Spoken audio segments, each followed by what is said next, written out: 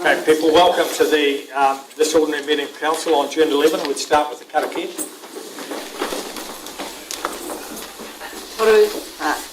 Kia tōna manakitanga atu mea nao, ki ronga ki tēnā tātou, kia mahia te hua mai kinikini, kia toi te kupu, toi te mana, toi te aroha, toi te reo Māori, kia tutu, ka whakamaua, kia tina, hui e taia. Thank you. Do we have any conflicts of interest? Councillor Bowyer. All the time. Do we have any apologies? We don't have any apologies, but we do have Councillor Helena online. Tom, you can hear us loud and clear? Thank you. No one in public forum, no late items. Page 6, confirmation of the minutes of the Council Hearing Committee on May 28. Somebody move their true and correct record. Moved Councillor Tudor, seconded Councillor Johnson. All those in favour, please say aye. Aye. Thank you. Got no committee reports. We then go to page 16. The Hood Aerodrome Aeronautical Charges Review, deliberations. Maz or David? Both of us actually, but I will.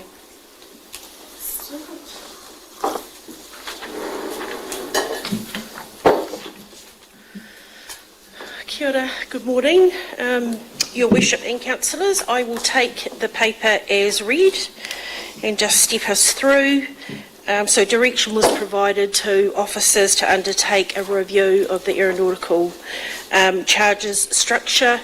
The review was undertaken, a workshop was held, and we then proceeded to consult. It was agreed that we would extend consultation to all users over who had landed at the aerodrome over the previous 12 months, as opposed to the Civil Aviation Act specification, which was significant users, and there are 3 of.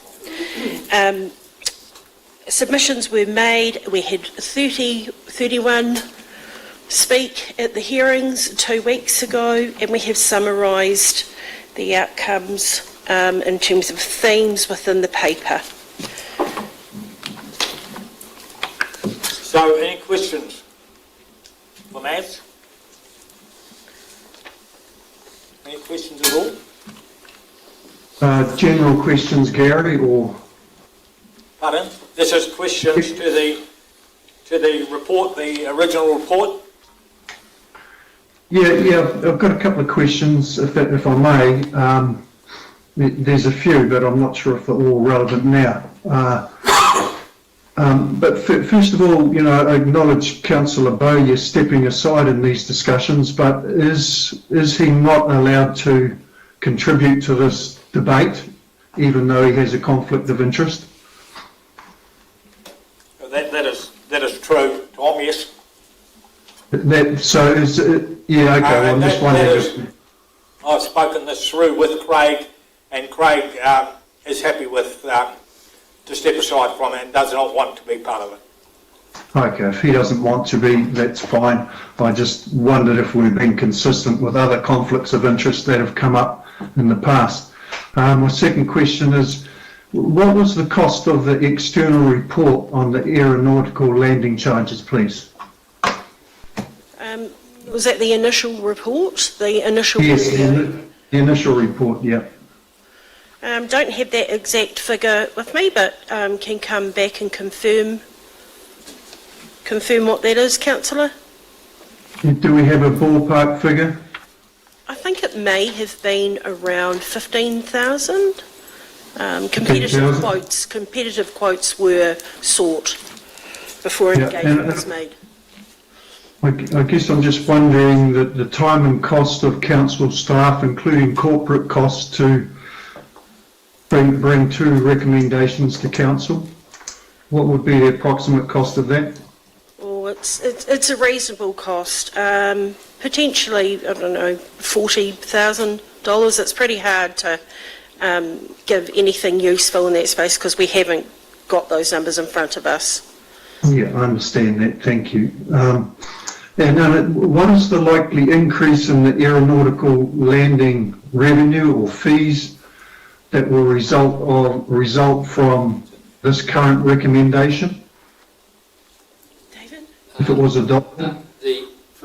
Depending on the option that's chosen, but the current recommendation would increase the revenue by about $15,000.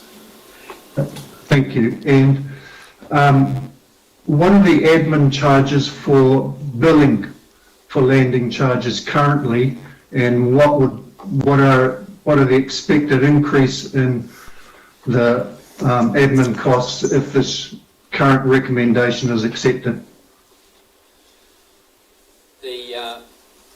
We pay an organisation to record the landing information so that we have the detail. That's currently costing us around $11,000 a year, based on the number of hours of recording time that is listened to record the registrations.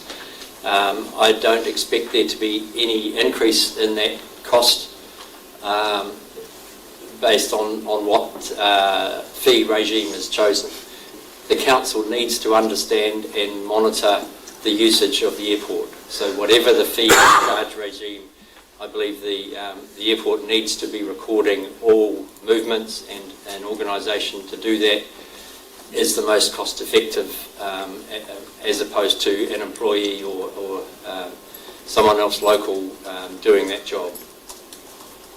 Okay, thanks. So I guess what I'm hearing then, if there were annual charges, just annual charges, but one or two categories were being charged per landing, it would be the same cost to monitor that airspace. Is that what's been said? Yeah. Yeah. Okay. We either monitor it or we don't. Yeah. Okay. It doesn't depend on the fee regime. Yeah. So just from a quick calculation from me, we're looking at about, I don't know, 10 to 15k extra per annum, but the cost of this is 50 or 60,000 to get to this recommendation. Is that reasonable? That is reasonable, but when you think it's been, 14 years since the review. Okay. Councillor, I think it's got to be taken in relation to the activity on the airport. If there was significantly more activity, the fee income would be higher. So whether that's a commercial airline landing, or it's doubling the number of recreational pilots and flying, the activity does dictate the revenue number. And the setting of the charges has a process under the Act that we have to go through. We have to consult. There's a significant cost to the process to change fees, and that's one of the reasons why it has been 14 years since the last time. It doesn't generate a lot of extra income, but we are doing the process to get to an equitable outcome. Yeah, no, I'd agree. I've still got a few more questions. Sorry, people with your hands up, but I'd agree. It has been a significant cost to get to this outcome, and I guess that's one of my concerns, because I think that potentially the outcome that ideally I think could have been got to a lot cheaper, and I think there's been a huge amount of ratepayers' money being spent for very little gain, in my view. But I just, a couple of questions around the process. How many users were contacted prior to the consultant being asked to go and do a review of the landing charges? So we don't do pre-consultation engagement, Councillor? Oh, well, how many, I guess perhaps the wrong word, how many airport users were spoken to prior to the expert being contracted to do the review? It wasn't a specific requirement in the scope of work, but we do have our consultant, Alan, on the line. Alan, do you have any comment on that? Oh, no, none whatsoever. Okay, thank you. Can I raise something in answer to that? We'll just let Tom finish. Tom, are you? Yeah, no, I've got a couple more, sorry, just trying to understand the process, and not a witch hunt, but perhaps, you know, if we agree to do this process every second year, I'd hate to think we're going to incur these costs every second year. So I'm just trying to understand and see if there's any enlightenment to these questions. How many elected members who sit on that HOOD committee were, how many of them were, you know, engaged with to see what their perspectives were? There is no HOOD committee, there is a HOOD user group, and they were made aware of the review, but we didn't directly engage with any elected members. Okay, and was the HOOD manager engaged with as part of this process? No, she was informed of the process, and there's a reason for that. This is a strategic process, not an operational matter. I will mention the workshop that we held, where we had everyone in the room and we went through the options and we sought direction from our elected members and we acted on that. And it's also important to note that the review is a legal requirement, as David said, and it's once every 5 years. So now that we've conducted the review, we are compliant with the Act. Yeah, and I'm not questioning the legal requirement of the review. I'm questioning the process and the cost. You know, from me, I attended a number of the meetings between CAA and, this is a question, Mr. Mayor, too, CAA and the HOOD users and council. And the key recommendation from that review is that council and the HOOD users needed to work far more closely together.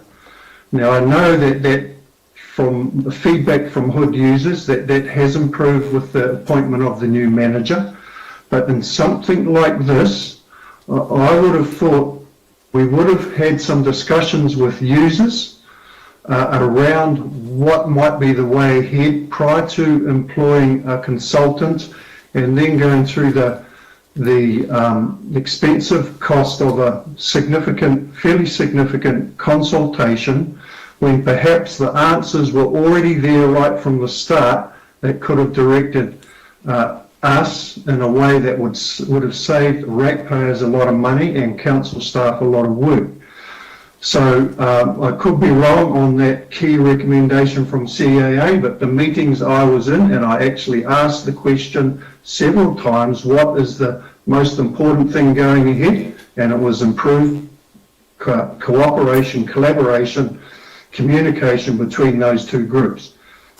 And they weren't just talking about air safety.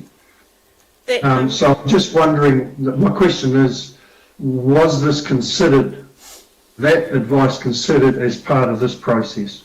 Councillor, that comment was not in relation to a review of fees and charges, and we have to be very mindful of conflicts of interest, so we cannot engage with users who are going to be subject to changes prior to consultation. Karen, would you like to? I'd just like to add that, of course, the legislation only requires us to consult with substantial users, which is just three.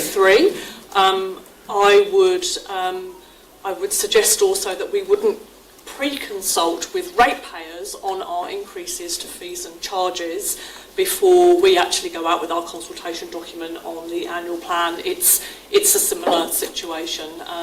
So I think the answers are that, you know, we have gone above and beyond the requirements to consult in the legislation because we did want to give the users an opportunity to provide their views. Yeah, but before we do any consultation, we start with some basic thinking, and that thinking is usually informed by our understanding of what the public are needing or wanting. And in this case, that was totally ignored in my view. It didn't happen, and if it had happened, we could have saved a lot of time and money getting to the point where we are today, having a vote on what's best for the hood and the users and the town going forward. My own view is, and again, I'll pose this as a question, do people think we need to write a letter of apology to the public for the money that was potentially wasted on this process when the answers were already in front of us? Well, I disagree with your statement in regards to us not engaging. We have internal expertise with David Paris, who was heavily involved. The former aerodrome manager was involved in the early days of the engagement of the consultant. So I won't respond to the matter about the apology. I'll leave that for... Thank you. Councillor Thompson, did you want to make a... Yep. Did you have a question? Yep. One point was to clarify is that at a Hood users group meeting, which I attend each time, it was raised that there was a price review going to be done. So the user group was advised. But what I wanted to ask about, there has been quite a bit of discussion about the AIMS, I don't know what you call it, a program, or that's the group that monitor the landings and charge. So can you confirm that we will do a review of the charging process and see what other options might be available, because it is very expensive? Yes, we will be doing a review of that. David has a lot of knowledge around how that operates. I don't, Yeah. but that is something that we'll be looking at, along with every other efficiency we can make at the I just think aerodrome. that's really critical, Yeah. because it's been red flagged, and we have an opportunity now to look at, what other systems might be available in the market and what's working and what's not. So I just wanted to confirm that that'll be a piece of work following this. Yes. Yeah. David's going to want to say something to David? We sort of haven't quite finished talking to the report. The process of consultation included meetings and receiving feedback from users and assessment of what other airports charging in terms of user charges. So whether Hood aligns with other equivalent airports, and we had feedback from users as to whether we were comparing the correct airports, and that feedback's been taken on board. The report includes significant analysis of the submissions and the options that the submitters have put forward. So there's a lot of work gone into assessing their feedback, and their feedback has been taken into account in the recommendations. I wanted to just make the point that's in the report. One of the key considerations is how the impact of the removal of a fixed charge would be moderated across the local pilots. So the domiciled current pilots are paying fixed charges, and particularly those users, the high frequency flyers, and whether they should continue to pay a fixed charge or not, because they are getting very low charges because it's fixed and they can fly as much as they want. So the revised proposal put forward in the report provides for a 15% discount for the users pre-purchasing 25 landings. 25 is the average number of landings across all of the domiciled aircraft at Hood at the moment. So some are using their plane twice a year, some are using it 70 times a year in landings. That's 70 landings. That's not counting touch and goes, which sometimes can be 5, 6, 7 touch and goes per landing.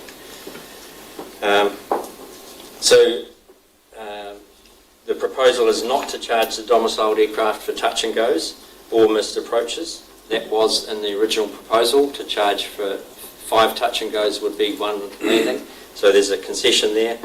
The council, when proposing the fees and adopting the consultation material, asked for 20% increase over the market in terms of the fees that were going in the proposal document. We've backtracked on that and gone back to the market numbers as in the recommendation in the document now. And both of those concessions and the 15% discount on the 25 users significantly brings down what was the fee increases that the users saw in the consultation material. So some of them were looking at very big increases, paying thousands of dollars for their annual charge instead of 180 or 160 in some cases. That's significantly come down in the recommendation proposal that's in the report now. So I think the reaction from the users has been taken into account in the recommendation that's in the report in front of you. Thank you, David. If I could just add a couple of things too. I've had since we've gone through the consultation process, I've had a number of calls from users who appreciated the fact that we widened the scope of the people that we consulted with. At the end of the day, we only needed to consult with a handful, and we went out to all the users, and they've really appreciated that. And I've had a number of calls from people saying, "Thank you so much for doing that," and their responses have been excellent. I mean, I thought the submissions were outstanding. The other thing I would point out too is that we did have a couple of meetings, public meetings, with the users. Councillors were invited to those meetings. They were open, and there was only myself and Bex and David who were involved in those meetings. So councillors did have the opportunity to go to those meetings and hear more, and there were only 3 of us did attend those meetings. So I'm now going to... I've got a question. Oh, yeah, Councillor Lennox. Have we still... It's questions, open questions to Maz with the first report. Yeah. Oh, yeah, thank you. Just in regards, sorry, I'm just trying to read the recommendation we've been sent earlier this morning, but just around moving forward, will these fees be charged, reviewed annually? And if so, when do we decide that? Or when does that fall into the discussion around when we review these whatever so-called fees when we decide? The requirement is every 5 years. Given the painful process we've had, annually seems a bit much. But if it's a small adjustment, it won't generate a lot of extra revenue. So I'd suggest every 3 years would be a review process to make sure it aligns with inflationary increases and looking to move the council closer to its target of user pays versus rates funding of the airport. So when do we actually decide upon that? That's not today. Today. It is today? It's a recommendation. And I'm just quickly reading the recommendation. Yeah, for 3 years. Because we've just only received it. But so you're proposing every 3 years. Thank you. Okay, any further questions for Maz? Councillor Goodwin? Yeah.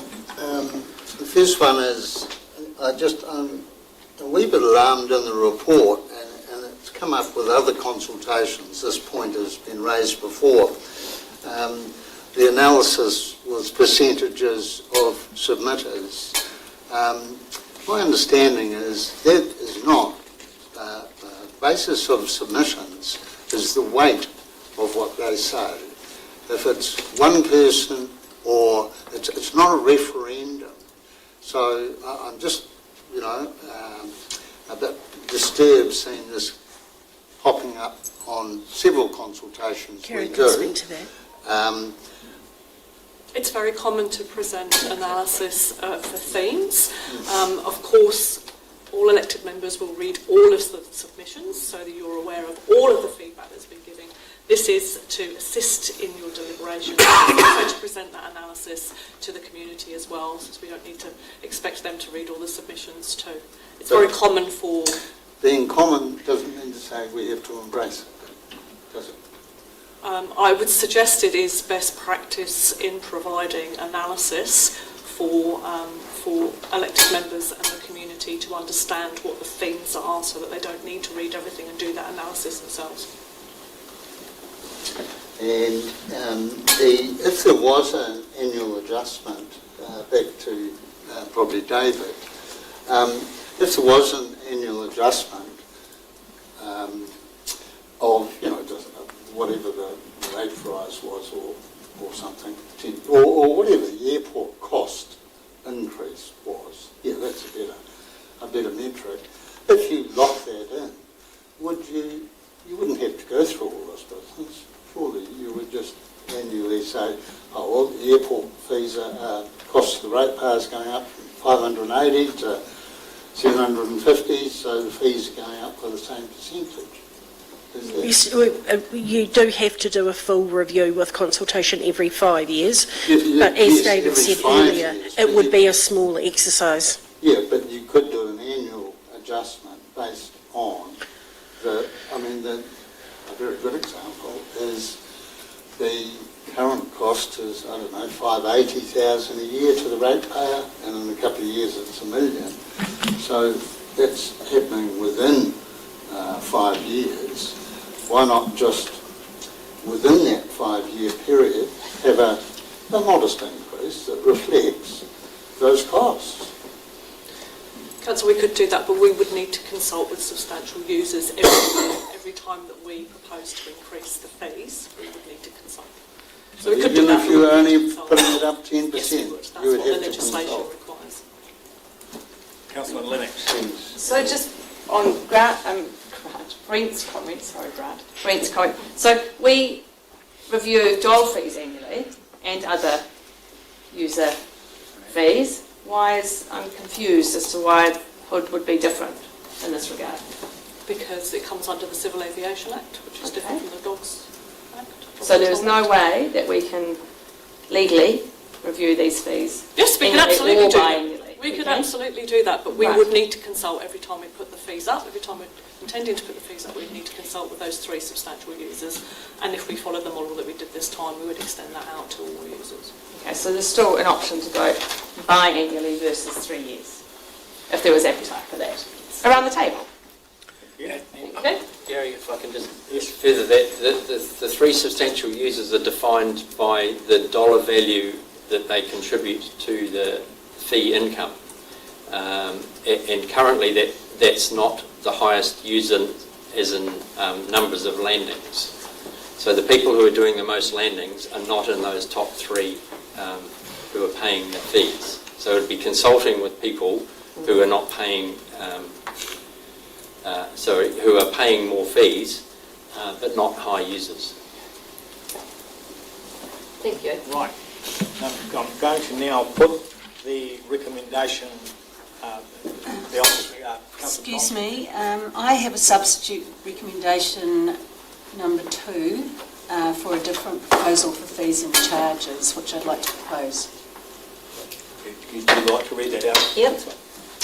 So my substitute recommendation is that number 2 adopts a schedule of voluntary flat fee annual charges for each domiciled aircraft, with a 125% increase on current charges, and adopts the rates proposed in the consultation document for casual users, except an amendment for microlights, which I'm recommending changes to $7.50 plus GST per landing.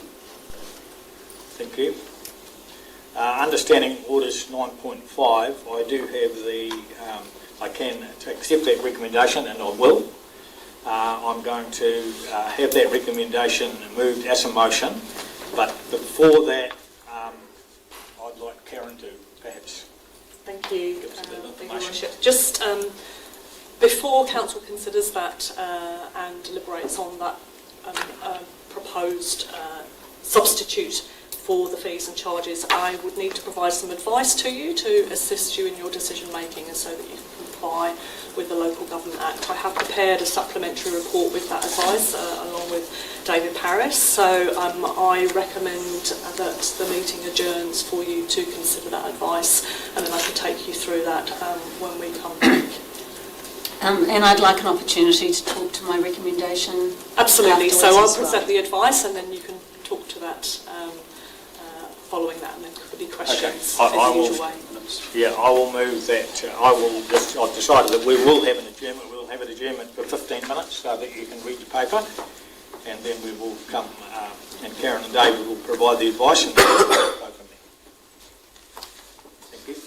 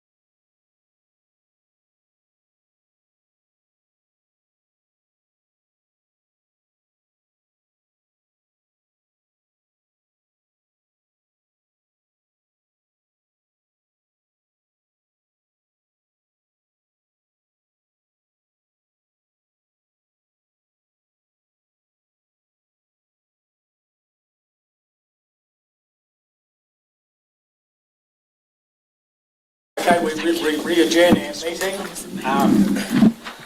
Karen and David are now going to provide advice to the supplementary report. Karen. Thank you, Chair. Yes, so as I mentioned before the adjournment, this supplementary report just outlines some advice for you to consider when you're deliberating on this substitute recommendation proposed by Beck. So just taking you through the context, we've already been through that with the officers' report, deliberations report, so I won't go through that again, but I'll take you through to the analysis and advice, and there's a couple of key provisions within there. Firstly, within the LGA there are decision-making requirements for you, and that requires you essentially to have all the information that you need in order for you to be able to make that decision. Specifically within section 77 to 79, you need to understand all of the options and in terms of their advantages and disadvantages. And so the proposed amended or a substitute recommendation from elected members, you'll need to have a think about what those advantages and disadvantages are. And I'm sure the councillor will take you through those. And then you need to weigh those up against the advantages and disadvantages of the proposal that's in the officers have recommended in the deliberations report. Council's also required to identify if there is any significant inconsistencies between a proposal and policy, and Council, and I've identified within here that the Council's revenue and financing policy, as we all know, there's a provision within there around user pays, and this Council's been quite strong on adopting a user pays approach.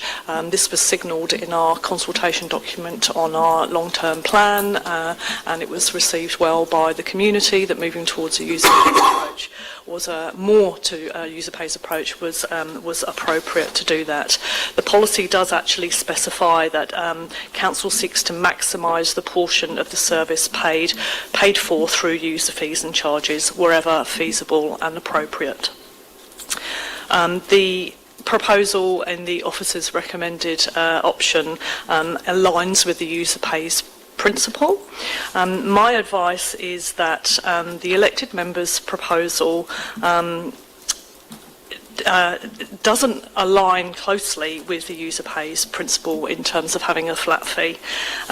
When the amount of landings, and this is specifically because when the amount of landings covered by the flat fee are exceeded, the subsequent landings effectively become free. So that's not operating on a user pays. It's not inconsistent with the principle that was outlined in the consultation document that effectively the more you use, the more you pay, because there will be that threshold met, and then so that's not consistent with user pays principle in our view. I just take you back through to the requirement around the advantages and disadvantages.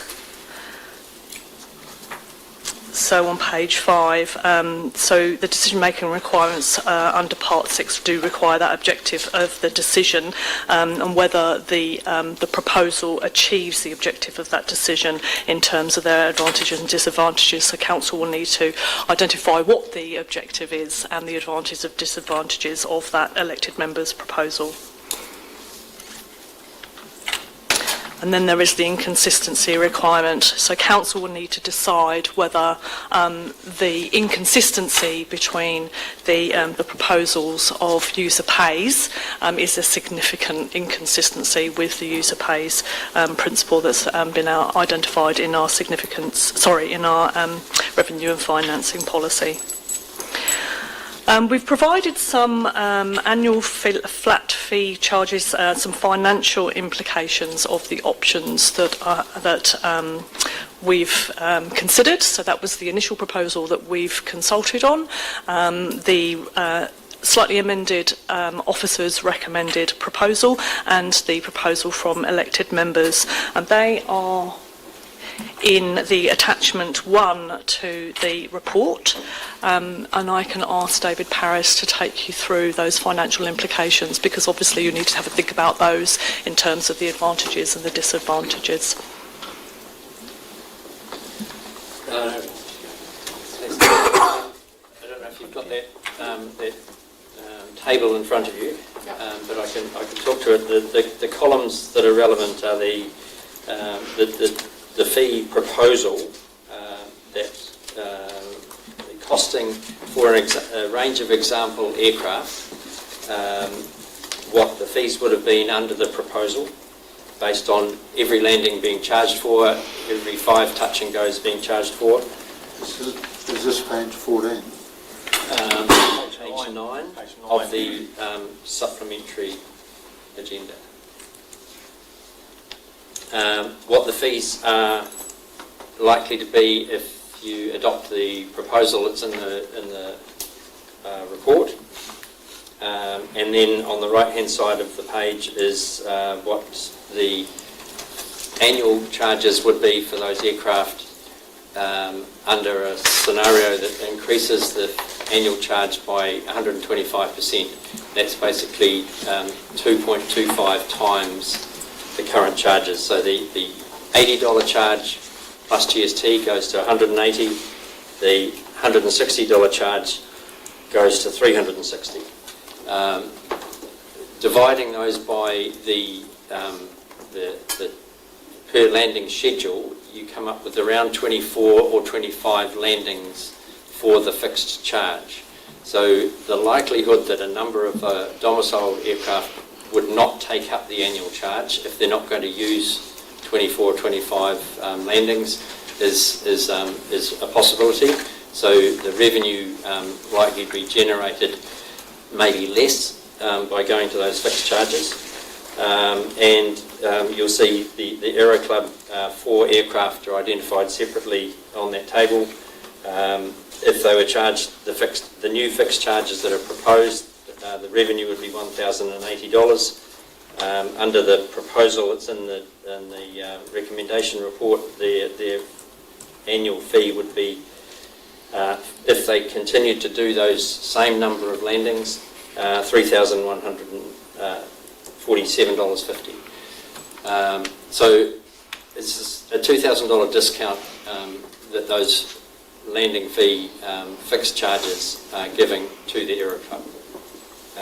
So just these examples are in order to give you an understanding of what you're giving away in terms of the high users of the airport by offering fixed charges. Any questions on the financial table? And any questions for Karen or David? Councillor Nelson. Thank you. This is more about process. So in the past, when amendments to recommendations have come, we haven't been able to put them through because they vary significantly from the council's recommendation. But this is obviously different because Councillor Johnson has brought this to the table before the meeting. So for any future recommendations in the documentation we receive, if we follow the same process and it complies with page 6 of the Local Government Act, we should be able to have the same process go through for another recommendation in future. Absolutely, and the difference, I guess, is also with the notices of motion. So if it's not in relation, because it was in relation to the item that was in front of you, then this proposed method could be adopted. It does require, though, the chair to adopt that as a recommendation. So in order for members to get things on the table in front of council, there is a notice of motion, and that will then require information to be provided, and that information that's provided has to comply with the decision-making requirements. And if that information isn't provided, then the Chief Executive needs to report back to a future meeting. We know that the landing fees, because we're coming up to the end of the financial year when we need to be setting the fees for the final for the following year, we've only got a couple of weeks left in order to be able to do that, and so it was appropriate at this point, and I consulted with Councillor Johnson on this. In order to make these changes, we would need to have the discussion today, and otherwise they couldn't be put into effect for a further year. So it was time was of the essence in this case. And if the situation is the same for something else, then that can happen. Yeah. Aside from landing fees, increase. This is a process that we follow, and it wouldn't be at the whim of the chair. The chair would be following page 6 of the Local Government Act. Absolutely. So you'd need to have, it's not an ideal process because officers have had to put together this supplementary report in a short amount of time. And ideally, that doesn't happen, but we know that because it's the end of the financial year that if a change is going to be made, it has to be made very, very quickly. Wonderful. So it's a process that can be used in future. Thank you. Subject to the chairs agreeing that they're going to put it as a recommendation. Yeah, subject to him agreeing to following legislation. Absolutely, yes. I haven't finished presenting the report, Chair, just to let you know, but I can take questions on those first bits. I'm a little bit, I don't like the word whim there. I think that as a chair you take things very careful consideration into how you do things. I believe that this was important enough to allow this to happen, and so the word whim I don't think comes into it. It's a serious decision by the chair, and I'm sure any chair would take it very seriously. That's why I keep referring to legislation. Thank you. And also, just to be clear that you can't propose an amendment, as we know, that is a direct negative, and so the amendment provisions wouldn't apply. Certainly, in this case, it would be a direct. It was, a negative of accepting the officer's recommendations. Just through the chair, obviously we want as much notice as possible because this took a whole day of officer time yesterday, where everything else was shelved to be able to do this, so the more notice, the better. So, thank you. And there'll be many other decisions coming up in future that are probably even more important than this one. But they may not be treated the same by the chair. Councillor Good. It's just, I think it's excellent that council are allowed to participate in the decision making, that it's not just pushed aside. So congratulations for accommodating council's wish. It's what we're here for, Councillor. Nice to hear. Thanks for that positive comment. I like to be positive. Okay, any questions though for Karen and Dave on the supplementary report? Can I just take council through the consultation requirements, please, Chair? Yep. So just finishing off on the decision-making requirements, council's also, in order for this to have been put through as a recommendation by the chairperson, where it varies significantly from an officer's recommendation, the reason for the variation must be explained. So council will need to deliberate, as when it's deliberating on the analysis and the advantages and the disadvantages, if you can touch on the reason why you prefer this other model, if that's what you do, and explain what the variation is to the officer's recommendation. Just on the consultation requirements from the proposal from elected members, you'll know that council must take into consideration the views of and preferences of persons likely to be affected or interested in the matter, and when that is the case, that it has to follow the consultation principles. Now, we've done that with the first proposal that went out for consultation. As we said, we did more than what was required by consulting just the 3 substantial users and consulted with all of the users. This is a different proposal to what we consulted on, and you'll need to consider the significance of that difference. The courts have considered when changes are made subject to consultation happening, and then feedback given, and then changes are made to a proposal. The courts have considered whether further consultation is then required before a decision is made. And so I bullet the circumstances there that the case law indicates council needs to think about, and that is the significance and materiality of changes to the proposal, whether the changes were in the bounds of what was consulted on, and the manner in which it would be appropriate to consult before making the decision. So our advice is that we consider that the proposal from elected members is significantly and materially different to the proposal consulted on. The following considerations are also relevant for you to think about when you're deliberating on this proposal. So the retention of the annual flat fee and the proposed increase to it of 125% was not an option that was consulted on. What was consulted on was a proposed model, which was largely based on user pays, and not retaining that annual fee. That was what we consulted on, and we asked people, what do you think about that? We didn't give people an option to stick with the status quo, and we didn't signal that those fees would go up. If we did stick with the status quo, that those fees would go up 125%. The other consideration is, as we've talked about, the proposal was based on user pays policy position, which was consistent with the Council's revenue and financing policy, which remains in place. So we still have a policy that says user pays, and we should maximise user pays wherever possible. And in my view, it could not be reasonably anticipated that the Council would disapply or not align with that policy, contrary to its stated aim, which was in that consultation paper, that we were moving closer to that user pays. The proposal also outlined the reasons for the proposal being based on equity considerations, that the service used is the same for everyone, therefore no one user should have an advantage over another, and the principle that heavier aircraft create more wear and tear, and the cost structure should reflect this. So the elected member's proposal doesn't align with those stated principles, and you'd need to explain the reason for that.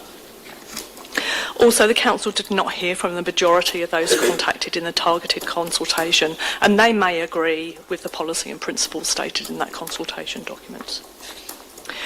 So I've outlined there a number of things that you'll need to think about and to discuss in deliberations if you choose to go ahead with the motion that has been recommended by the Chair. I've outlined next steps here. There's three proposed ways forward. One is for elected members to decide to adopt the elected members' proposal and not to reconsult. That is an option that's open to you. It's not officers' recommendation, but it is open to you, in which case the fees that have just been identified in the elected members' proposal would be included in that draft annual plan for adoption on the 25th. If you did decide to reconsult, officers are recommending that users who have been contacted previously will be contacted with the new proposal and given an opportunity to provide any feedback, and that could be a week and a half time frame in order to do that. That would enable Council then to have an extraordinary meeting on either the 2nd or the 9th of July to consider any feedback and to make a final decision on those proposed charges. In that way that we could include those new rates in invoices that would go out at the end of July for those that chose to accept or continue their agreement for an annual flat fee. If Council decides to adopt the proposal recommended by officers, then we could incorporate those fees into the draft annual plan and to be agreed on the 25th. Yes? You mentioned that we didn't consult on this option that's before us. I'm a bit mystified by that, because we did consult on an option, and the point of the consultation, I would have thought, was hearing what people said and modifying our response, which is actually what's happened. So I don't know, I think you're putting I suspect, I don't know, you're putting too much emphasis on sticking to the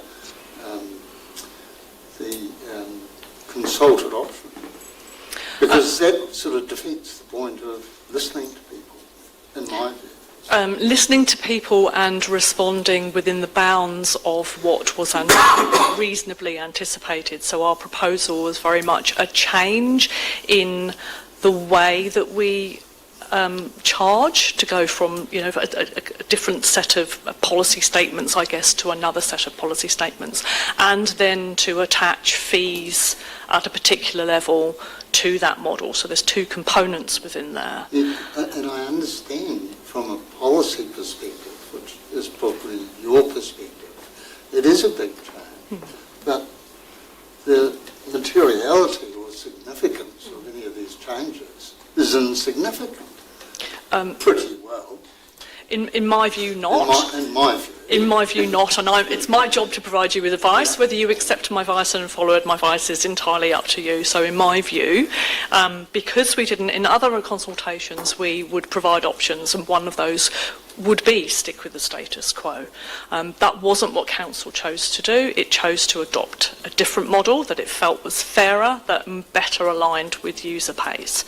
And those were the principles on the basis of the consultation. And then that meant then it set a fees associated with that, and actually, decided to increase 20% above market. So the feedback that we would get is the feedback that we received. There was lots of feedback across all aspects of operation of Hood on the amount of the fees, and then that some people didn't want to go to this new model. They wanted to stay with the flat fee. So my advice is that because we didn't do that, and we didn't signal a 125% increase because we were not consulting on retaining the flat fee, then this new proposal, it's not significantly different to the status quo, but that's not what we consulted on. We consulted on a different model. Okay.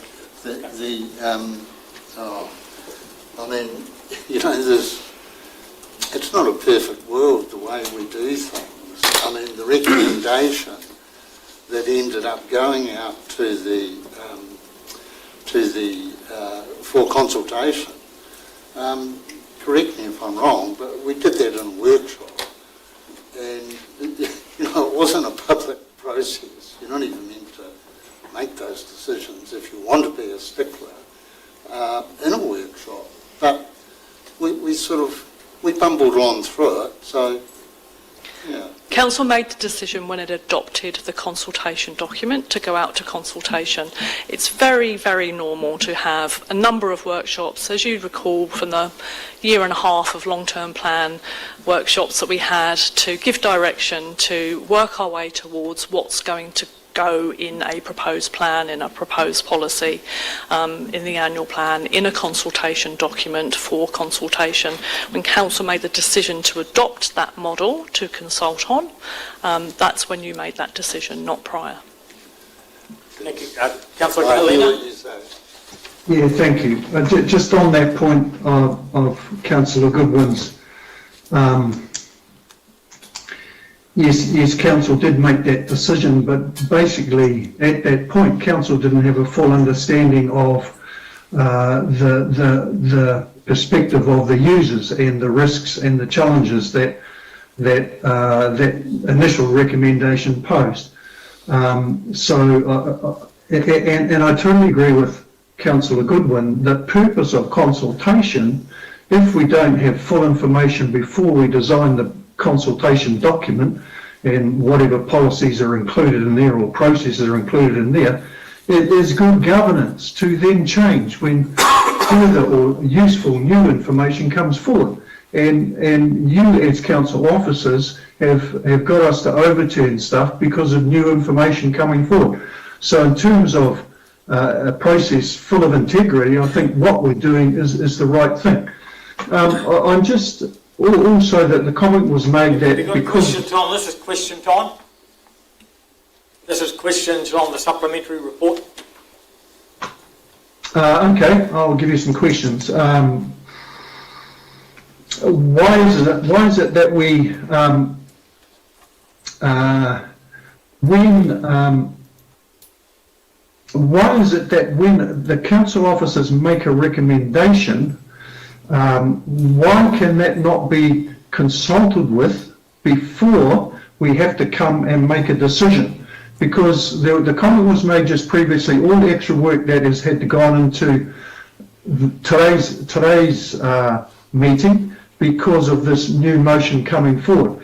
If the recommendations that council staff come up with are presented to council officers prior to the day of making the decision, or in a way that we can give feedback on the recommendation, we wouldn't be in the situation that we're in now.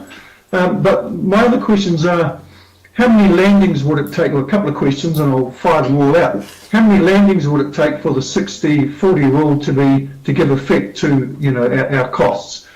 My second question is, the council officer's proposal also includes non-user pay options. So there's an inconsistency there in my view. How many other public services don't have a user pay mechanism, even though we are working towards that? How many other public mechanisms, parks, sports clubs, roads? The bulk of our public expenditure is not user pay yet, and so to think that we can automatically go to 60-40 rule based on just landing charges, and if that's the case, how many landings would it take a year before we got to that 60-40 rule? I would argue we're never going to get there unless we grow the number of landings, and we grow the number of landings by not making them too expensive. And I also think that we're going to get to that point like using other streams of income other than landing, because if we deter pilots from flying, we're not going to get those other streams of income coming in, hangar homes, hangar businesses, aviation businesses, and so forth. So, yeah, I think that's my point. Thank you, Tom. Thank you, Councillor Helena. Did you want to answer any of that? Paris. I can answer Councillor Helena in terms of the number of landings to get to 60%. I'll step back from that. 60% user pays is the target this council set for the airport as one of the activities the council looks after and delivers in the community, and considering the mix between the public good and the private good aspects of that activity, 60% was nominated by the council as where recovery from users should be. Now, I don't know how many extra landings would generate enough income to get to 60%, and that additional activity is only going to happen if there are more planes active on the airport and heavier planes and potentially commercial passenger service would help to generate that. So it's a theoretical question because the 60% is a theoretical number. But in so just on that, David, so we're actually, despite the new motion, we're still moving towards that 60%, right? Because we do have user pay landings included in the new motion. Yes, and so, and in the previous motion, we had, pay a set fee and you get so many landings, which is not necessarily user pays. And we had sort of fees for certain organisations were a little bit different than user pay. So I would argue there's inconsistency in both the motions in terms of user pay. Your other question was around what other services does the council have where user pays is applicable, and you quote where it's not applicable. Where it's not applicable. Well, parks, for example, we don't charge people as they walk in the gate of the park because there's no monitoring mechanism, there's no collection of revenue mechanism. The airport, we know the users, we know how many users there are, we know how often they use the facility, we can count it, we can charge it. So the ability to monitor and charge actual users is available on the airport. So that's the reason we can charge a user pays for the airport. Yeah, but the point I'm pointing out is it's not a principle across the council that we do that. And there's some situations where it's more appropriate than others, and elected members should have the right to decide where those points are. Yeah, I think the principle is that we can identify the users, and if we can, we should charge them. That's the council principle in terms of a user pays. Okay, but let me just add to that then. The cost of running the airport, as pointed out by Councillor Goodwin, going from about 500,000 a year to $1 million a year to the ratepayers, the users made it very clear when they spoke to council that they didn't ask for the additions or the improvements to the aerodrome, and it's why should they be paying for those? So, I think it's a little bit unreasonable to expect that those 60/40 charges, if we ever get to that point, will be made by the users, given that they haven't requested or demanded those increases. That's been part of a grandiose plan designed by the previous council or previous officers, and it seems to me that the airport users are suffering significantly as a result, hence the shift to the user pay, which we are now finding is not really that appropriate and not really that significant financially. Okay, thank you, Councillor Leonard. I'll just respond to that council had the opportunity to change those settings when it agreed its revenue and financing policy as part of the LTP, and we can review those settings again for the next annual plan, to apply for the next annual plan. That's no problem. But we didn't have full information from the users on how things work at the aerodrome. And if we had, we would have been in a better position to set appropriate settings that wouldn't have got us into this situation. Thank you, Councillor. Councillor Lennox. Thank you, Karen. Just a query around when we do eventually lease out buildings, etc., and hangars and whatnot, and generate revenue that way. Will that contribute to the 60% user pay as well? Yes. So that's, if you think about, we're not quite there today, but there's definitely still scope for the future to lift that through other means, right? Yeah. Thank you. Okay, any further questions for David and Karen? Okay, if not, what I'm going to do now, thank you, Karen. I'm going to put the noting recommendations in the supplementary report. This is basically just housework, really. You'll see the noting recommendations there, 1, 2, 3 and 4. I'm going to put them first. Somebody prepared to move that? Move, Councillor Johnson. Well, I'll move. You second. Big second. Any discussion? Here, Councillor Holmes. Could we add a number 5, please? I'd like to see a review every 2 years rather than 3. Is that possible? Sorry, can I just respond? So this is just on receiving the Right. advice. Sorry, So yeah, we just- will be coming sorry. with the full. Just begun. Yeah. Stand down. So excited. Okay, I've got a mover and a seconder. All in favour, please say aye. Thank you very much. Okay, now I'm going to put Vic's recommendation, and Vic will no doubt second it.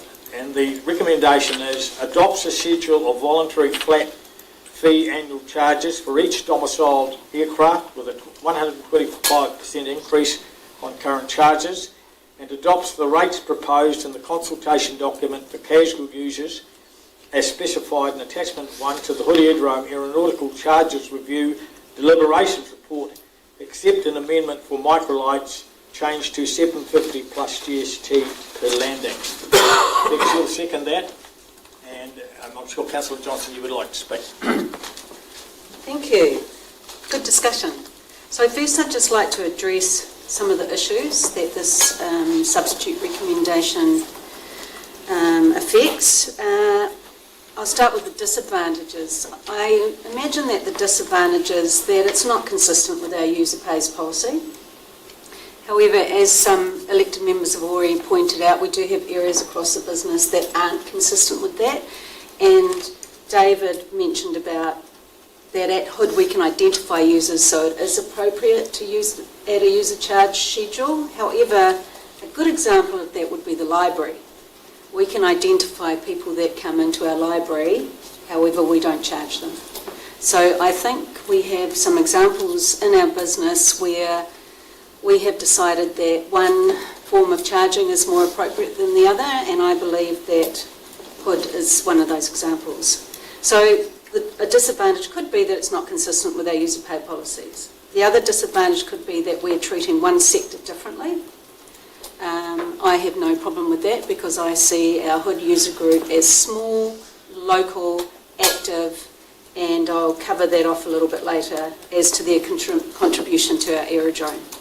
And the other fact is that we didn't consult on continuing with the annual fee with a price increase, and as Councillor Goodwin's brought up, well, surely part of the consultation is comparing a new recommended model with the current previous model, but I'm more than happy to support going back to the hood user group and saying this is where we've landed, excuse the pun, and this is what we're proposing now based on your feedback and what we think is appropriate with that quick turnaround recommendation of a week to a week and a half. So I fully support that. But I would like to talk about the advantages of retaining an annual fee. The submissions from our local hood users were logical and I thought very compelling. They all agreed that a price review was long overdue, and it's good that we're putting in measures in place that doesn't happen again. Everyone agreed that, excuse me, that the prices need to increase considerably. In fact, many said at least 100%. So I believe that obviously prices need to change, but that the model isn't broken. Submitters and users unanimously agreed that annual fees for locally domiciled users need to stay, and the good users, they said they need to go up. The annual fee has long been in existence, and we also learnt through our research that it also applies at a number of other provincial airports. And in fact, there was a provincial airport down south that took away the annual fee and reintroduced it 2 years later because they believed it was a more appropriate way of charging. I liken the annual fee to a gym membership. Casual users pay more at the gym. Annual members pay up front and can use the gym as often as they want. I believe an annual fee, the continuation of an annual fee at Hood, will be good for the health of Hood. An annual fee encourages usage. It incentivises local flyers to get out in their planes. The same local community that pay leases for hangars, contribute to the upkeep of Hood Aerodrome, that voluntarily come together. They came together to help paint the runway. The same Hood community that gives its time to working bees, training pilots, open days, safety meetings, user group meetings, and aerobatic flying days, and much more. The community at Hood, I see, is our Hood family. We should be working in partnership with them. There's a small local community of users who work with us in the best interests of our aerodrome. We want to encourage their participation in the air and on the ground. We need to continue with the annual fee for locally domiciled users to ensuring that the pricing is fair and it keeps up with the market, to encourage their use of and participation in Hood. We've heard from our submitters. It's a small user group. Whether it's significant and inconsistent, it's a low dollar value, and I believe that we should be working with our partners at Hood together in the best interests of Hood Aerodrome. Thank you, Councillor Johnson. Right, we're on to discussion. Councillor Lennox. Thank you. So, thanks Bex. Although the revised recommendation goes against the original advice and does not completely align with our policy today, I believe it is absolutely a step in the right direction. The Council has finally addressed 14 years overdue since this has been reviewed. The proposed catch-up increase, when averaged over that time, equates to 10.4% per year, which is a fair and reasonable adjustment considering the lapse. We consulted with our community and we listened. The feedback was clear. Local users support a significant increase in fees and they agree a review was well overdue. But they also told us that it was vital to retain the annual charge. Regarding the microlight fee, increase to $10.50, all other categories were going up around 40 to 50%, so we need to be consistent across the board with all users. To work towards the policy fee percentage target, I strongly recommend we adjust the fee review cycle to every 2 years. That allows us elected members to be part of that process twice during their elected term, and we'll have a really good gauge as to how the Hood project and how the business is operating and developing. But let's also remember there is a future at Hood Aerodrome that I firmly believe will benefit our community, and the decision we make today is part of that future. The recent upgrades are laying groundwork for the possible return of a small passenger service, and work behind the scenes is underway there. Investment into new hangars and lease spaces will lead in attracting a wider range of aviation activities. This opens up new revenue streams for council and obviously helps us get closer to that user pay percentage target. But Hood isn't just about private planes, hobbyists or business ventures. We need to think wider than that. And remember what other wonderful activity is going on. It's about education, because last night at the Makota College Open Night, I talked to 2 Year 13 students. One, because of the flight program that they're part of within that school, they go down to Hood. One next year is already registered to join the Air Corps, and another is training to be a commercial pilot. Now, when I said to them, had you ever dreamed of flying a plane at 17 years old, you know, when you started school? They said, not a hope. I didn't even think I'd actually get into a plane in my entire life, let alone be down the back garden of Masterton learning to fly one. So that, to me, you know, is a step forward. It's a simple regime that we're proposing here, Bex, well done, and it will satisfy our current users and also aid encouragement of users to come. Thank you, Councillor Lennox. From my point of view, it's probably moving on sort of, I'm very comfortable with the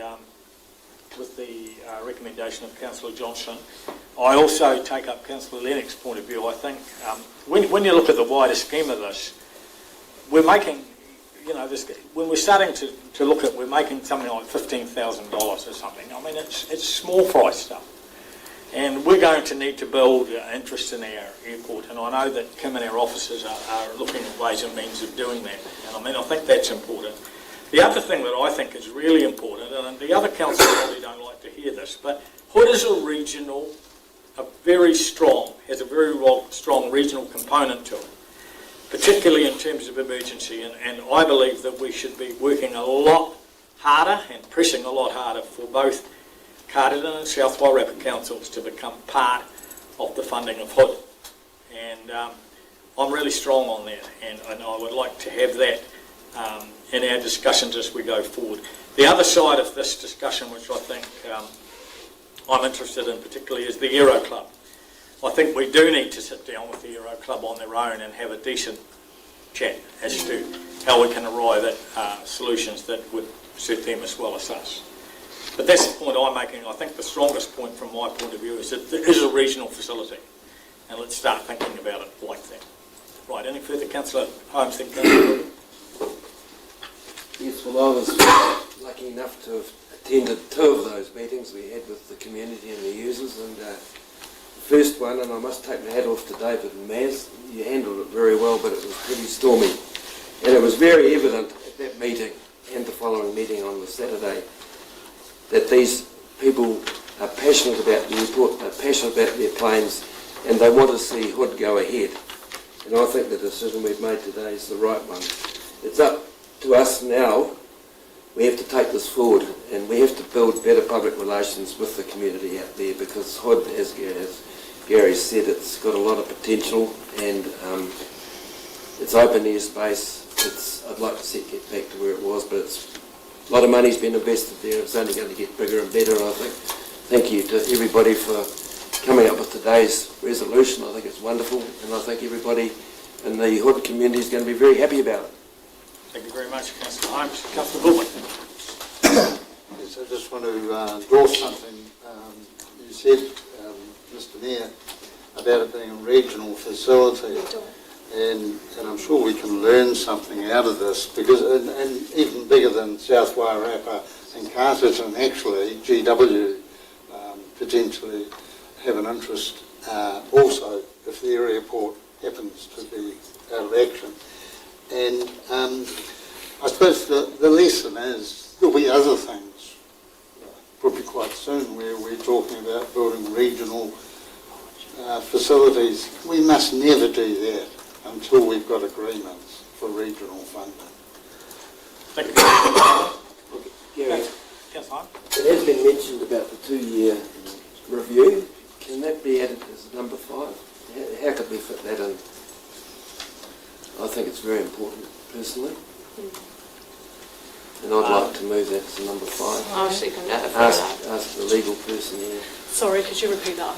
I just wondered if we could, the review be every 2 years rather than 3. We can come on to recommendations that I've drafted for the chair. You'll see this, if we are going to consult, we will need to come back, and then we can add it into those recommendations when you make final decisions, if that's what... Oh, because we'll if we agree to consult, we'll need to come back and make the final decision, so we can add those recommendations into that. Okay, Councillor Tuta.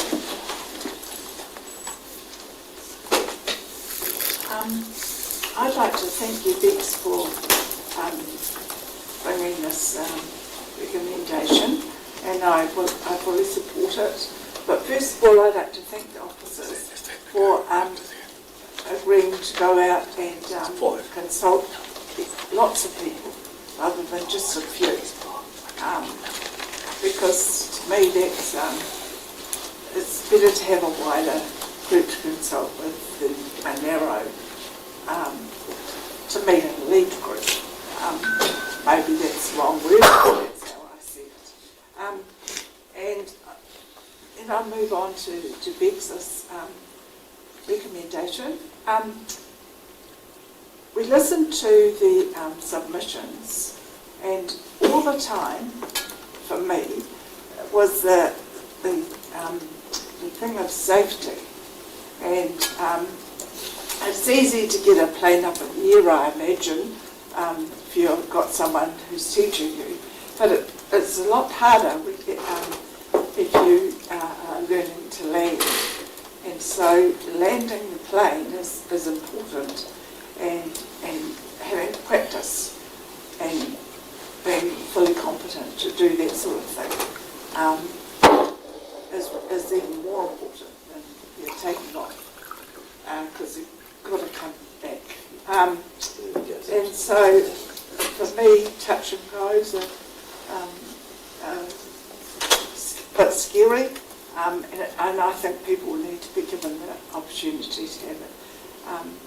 Lots of chances of learning how to land their planes. And so I thank you, Bex, because that's taken part of my worry and concern about safety at the airport. I agree with everything that's been said about on this subject, but it's important that people have practice. And I agree. I'd like to refer back to what Bex said about gym membership, because believe it or not, I go to the gym 4 times a week, and I suppose I've been classed as a high user, and there are people who only go twice a week, and they've got an annual fee, or don't even go at all after having paid. But, you know, they have the opportunity to go, and I think that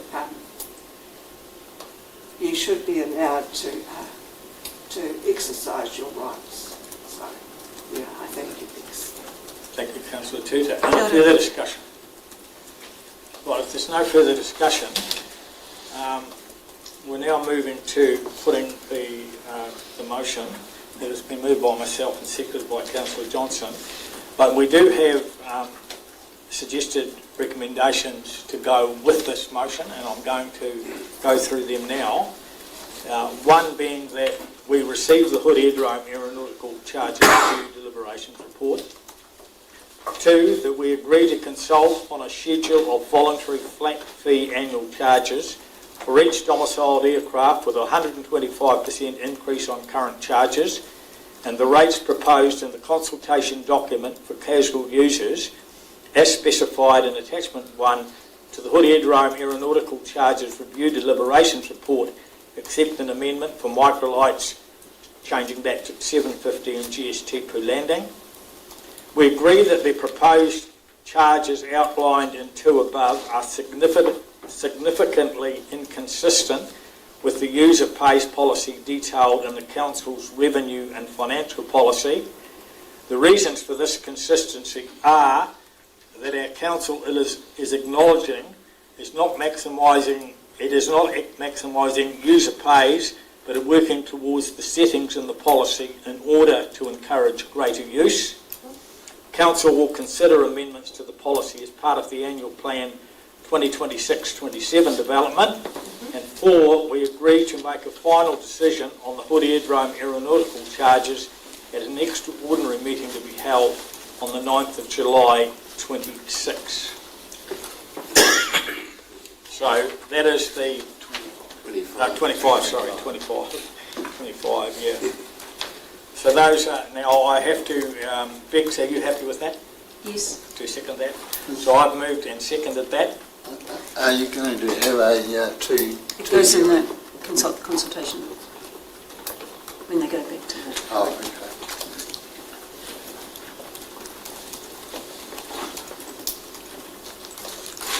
So I'm now going to put that motion. All those in favour, please say aye. Aye. Against? Carried. Thank you so much, and that was a really good discussion, and I hope that we can come to a good conclusion. All right, we move into, somebody prepared to move that we move into public, there's no reports for information, so move into public excluded. Somebody move, we move into public excluded. Yep. Move Councillor Johnson, seconded. Councillor Holmes, all in favour? Thank you. We'll have a meeting.